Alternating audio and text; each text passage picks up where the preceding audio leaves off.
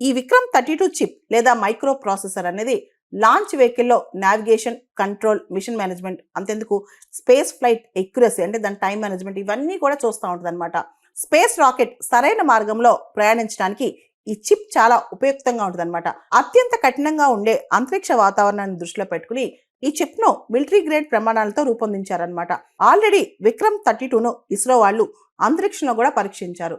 దీన్ని PSLV-C60 ప్రాజెక్ట్లో వాడారనమాట.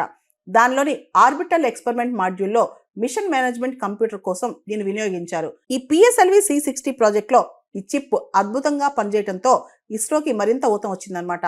ఈ ఏడాది మార్చి 5వ తారీఖున ఈ విక్రమ్ 32 చిప్ ని మ్యానుఫ్యాక్చర్ చేసి ఇప్పుడు ఈ semiconductor conference, Indian semiconductor conference లో భాగంగా OSAT out source semiconductor assembling and testing ఇప్పుడు డెవలప్ చేయడానికి ఇప్పుడు చిప్స్ ని మ్యానుఫ్యాక్చర్ చేయబోతున్నారు. 2030 కల్లా గ్లోబల్ సెమీకండక్టర్ మార్కెట్ అనేది $1 ట్రిలియన్ మార్కెట్ గా అవబోతుంది. దీనిలో ఇండియా కీలక పాత్ర పోషించాలంటే ఖచ్చితంగా మనం చిప్స్ లో కూడా రాణించాలి.